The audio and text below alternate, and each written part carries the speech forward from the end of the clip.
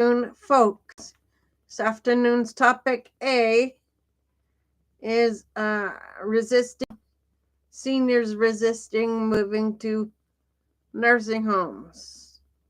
So we shall delve into that for this afternoon. Please join me in today's topic A, discussion A. Okay, then let's start. Headline reads, topic of seniors resisting the move to nursing homes. Okay, number 1, emotional attachment.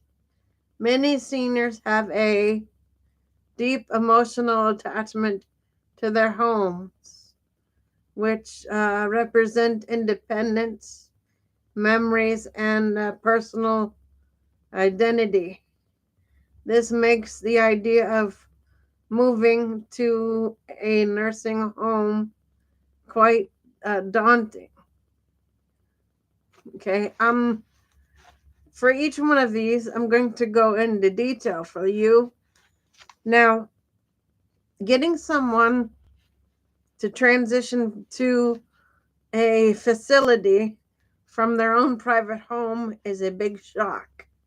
It is. It's a big shock. You have to go from, a big, let's say, for example, a person has a big home, big, beautiful home that they lived in for years, but they cannot live by themselves anymore, or they've lost the capacity to, live without help, let's per se. So then,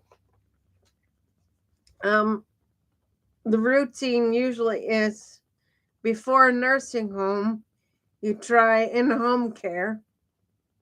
And if in-home care is not enough, then you do facility care. But let me go into detail about moving somebody into a facility. The emotional part of it is you got to get their head wrapped around being there first. Because what you run into first is the anger.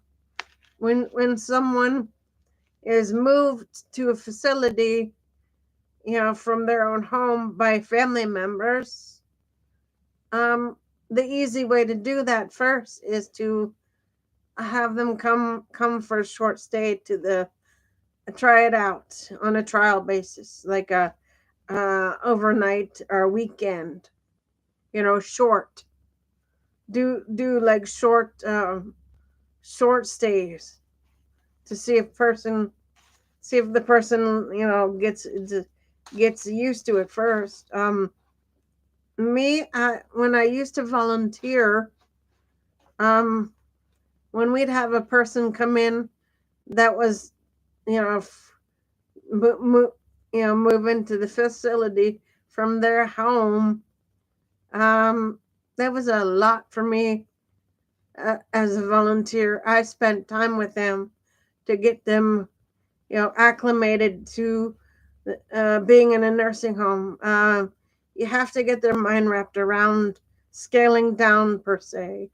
Like I said, if the house is big, 4 or 5 rooms, and they have to scale down to one half a room, because most of the time now you have to share a room with a roommate, which means if you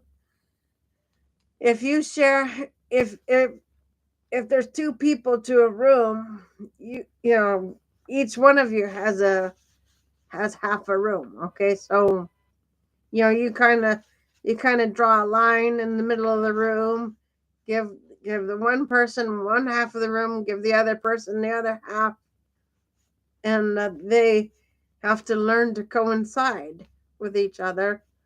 Well, your belongings have to scale down too. You have to learn how to scale down your belongings.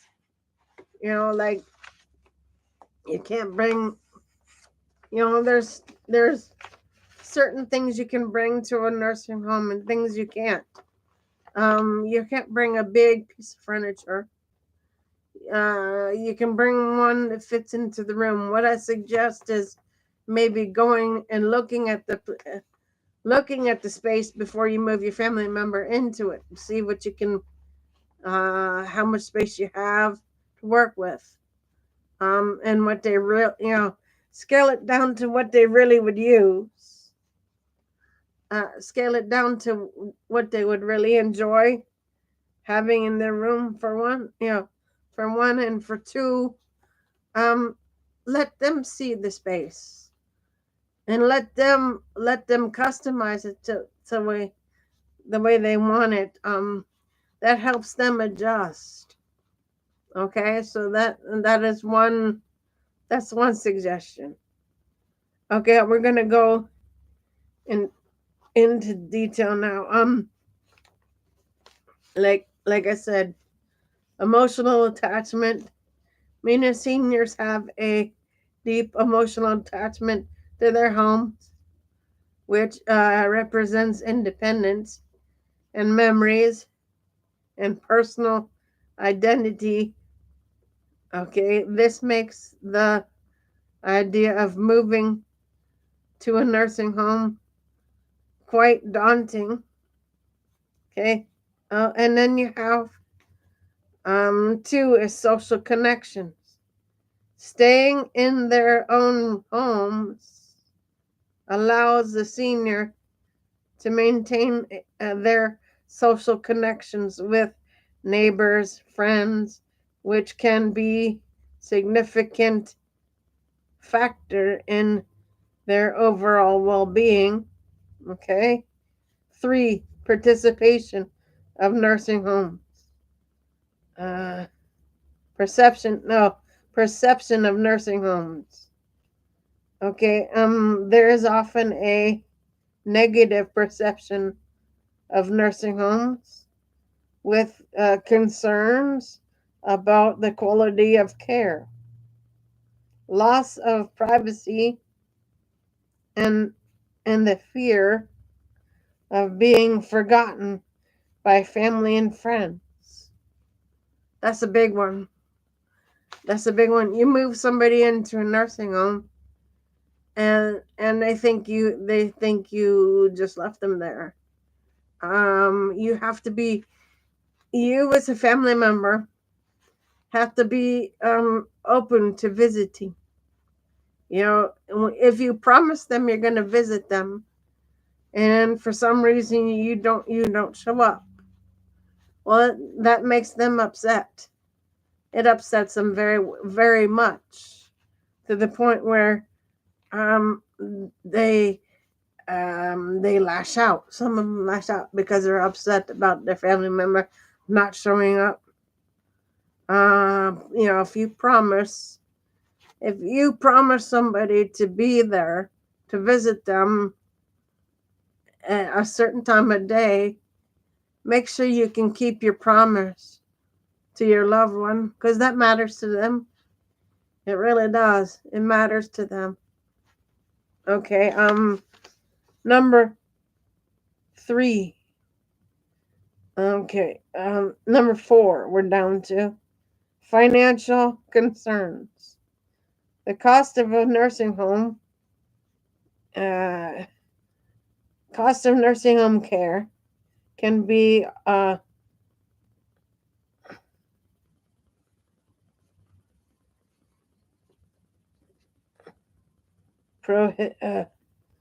prohibitively expensive, uh, leading many. Hold on.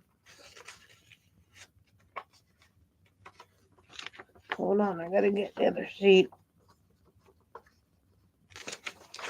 Leading many uh, seniors to prefer staying at home, where they can manage their finances more effectively. Okay. And 5, healthcare and safety. Despite the challenges of self-care, many seniors believe they can manage their health and safety better in their own homes with the help of home care services. Yes, for most people that is true, but for let's say, for example, for a person that's losing their memory, yes, it can work for a while, but sooner or later they're going to be, home services can help with that also. But let's say, for example, that uh, your family member comes down with a memory problem like dementia, and their behavioral changes. They do things that they normally wouldn't do because their brain, because of dementia, their brain wires differently. So let's say, for example, that you've tried everything, but you still have issues. So you have to make the choice of putting them there. Okay, but then we people that work there, also the person that you're moving in there, just because they have dementia doesn't mean they don't understand. You have to step into their world to get their mindset as to being there. You still have to step in their world and somehow find a way to communicate with them, even if their mind is like winded back to its like childhood or anything. But you still have to get their mind wrapped around being there. Okay, so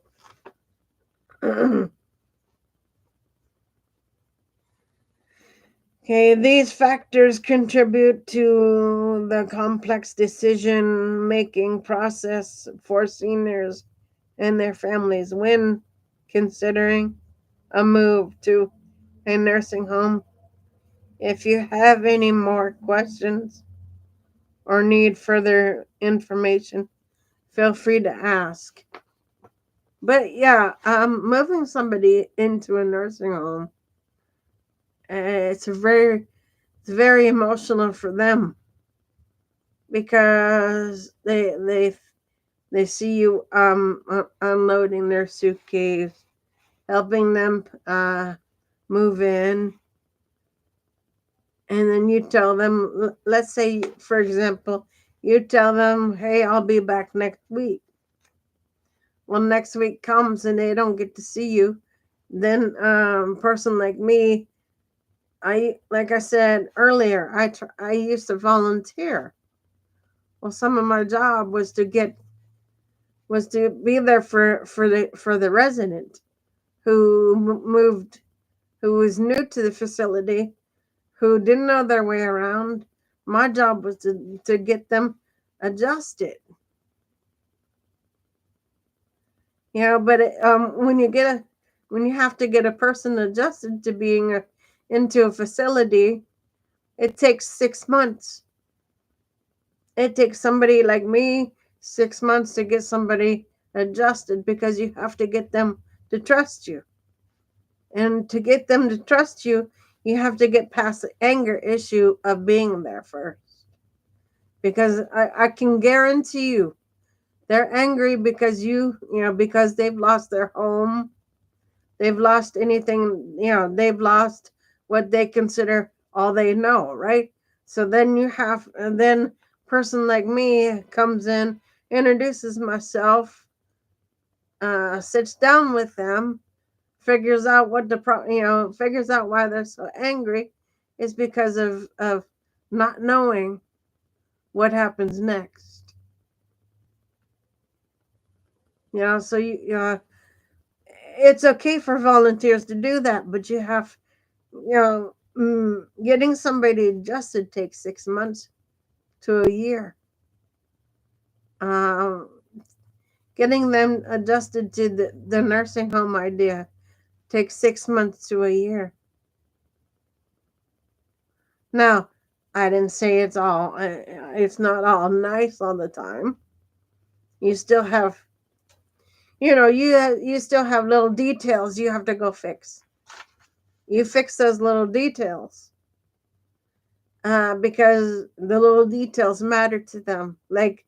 Um, like I said earlier, if you're a family member and you promise them to come see them and you don't show up and they're sitting out in the hall waiting for you, that makes them very angry. That makes them very angry. And then person like me comes in just to sit down and see how they are for the day. And they sit down and for like for 35 or 40 minutes, they sit there and tell me they're angry because their family member doesn't show up. Now you don't have to go every day, but when you can't make it, at least call, you know, at least call them and check on them, make sure they're all right. Because residents think their family members forgot about them. There's one facility I used to work at that I used to volunteer at a long time ago that I would see people drop their family member off at the door and not come back and see them.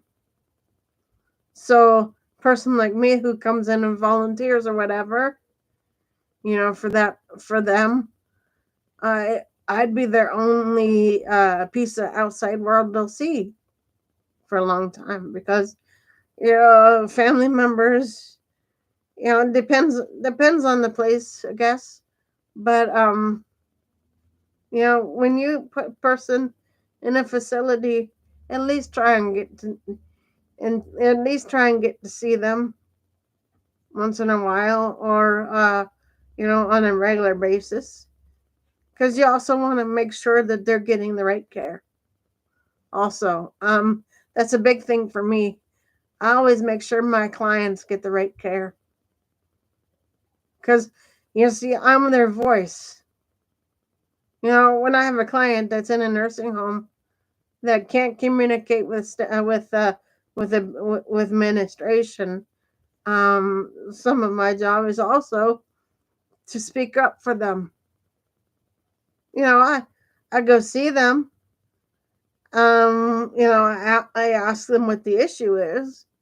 They take a piece of paper out and write it down for me.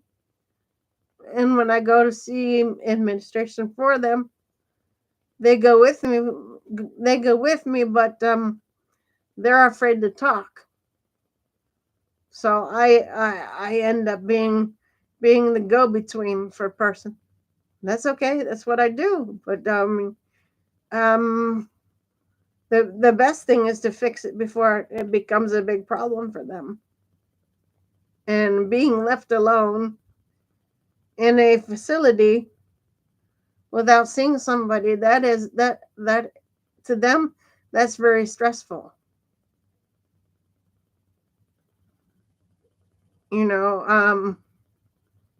Because it's not easy for them to accept right away.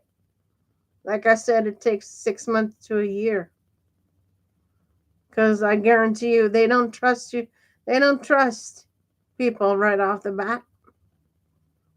All they trust is you as their family member.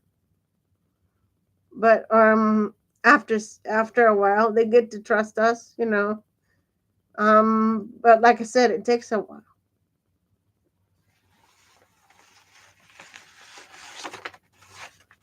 So that's A for today. Be on shortly with B. As soon as I figure out what that is, I'll be on for B. I'll see everybody in a few for B. For now, Gator Wellness. Take care, folks.